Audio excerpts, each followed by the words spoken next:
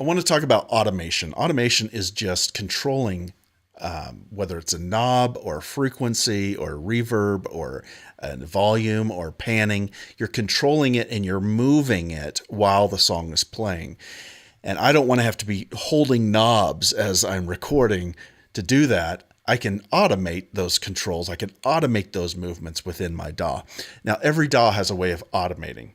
And I'm using Ableton Live, of course. And let's look at this little track right here. I'm going to play a clip and you're going to hear kind of how it sounds. And then I'll show you where the automation is. It's time for more. Don't think twice, don't be a bore. Just have fun out on the floor. Cause it's a party, time to go. Cause I think the room is spinning round. Okay, this track right here, there's a white noise that comes in and it sounds like this. It's a really cool little swell. In a lot of EDM music, you use tons of swells and they call them rises. And it's a great way to build tension and excitement. So what I did is I grabbed a track and I basically just took a track and it sounds like this, and it sounds awful by itself. Sounds horrible. That's called white noise. It's all the frequencies just being vibrated and activated at once. You use it to test speakers. You use it for all kinds of stuff, but it's a great way to use it for swells. So if I take it first and I automate the an EQ. I put an EQ on it and I'm going to automate the gain on the highs and the lows. So I'm just taking the frequencies in the mids and highs and I'm raising them up slowly.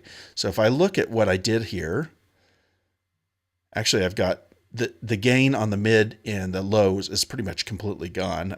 I don't really even have to automate the low. It's just the highs that I want. Now, if I didn't automate the highs, it would sound like this.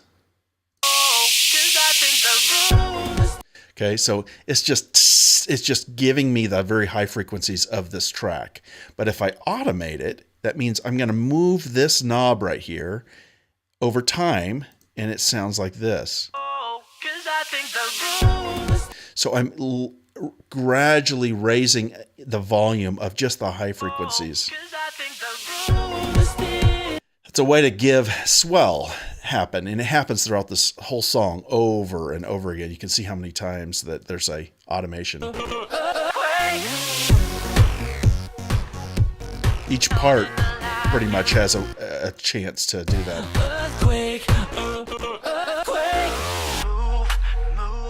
Going into stops, going into choruses.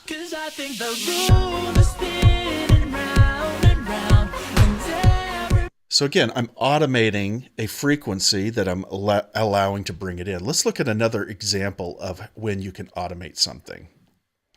Here is a track, and it sounds like this by itself.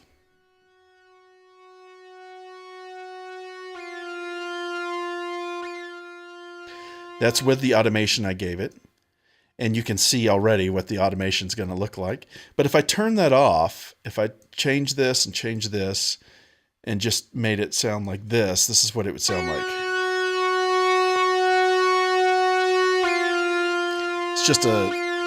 It's going through a synthesizer called Oddity, and it's really loud and just, so it's not that fun. But if I activate the automation, I'm panning it. So I'm panning it, meaning I'm pushing it from left to right. So I've told where I want it to go. So it's over on the left and it's coming in toward the right. Now it's on the right side, going back over to the left, coming back to the right. Now it's staying on the right. And now over here, it starts on the right and it's going to the left and it's coming back to the right. Pretty cool. And now the volume automation here is doing this. It's swelling in. You can see the volume raising. This volume is following this movement.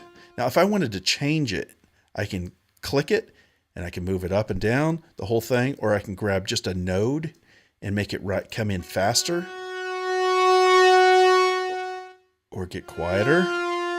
And I can draw, there's also a draw tool within Ableton, and I can do this, and I can draw in the automation. Or you can do it like I did earlier and do it by nodes. I personally like nodes because I just need real clean sweeps and real clean rises and falls, okay? So now you can do this on anything. You can automate just about anything in your DAW. If I like a certain sound, let's say I want to raise this flanger effect that's already on this.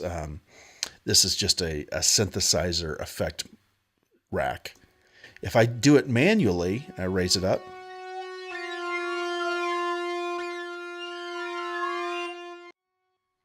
So now if I want to record my movement of this automation, I can grab this. I'm going to hold this with my mouse and I'm going to hit record. I'm going to make sure this automation arm is on and hit record.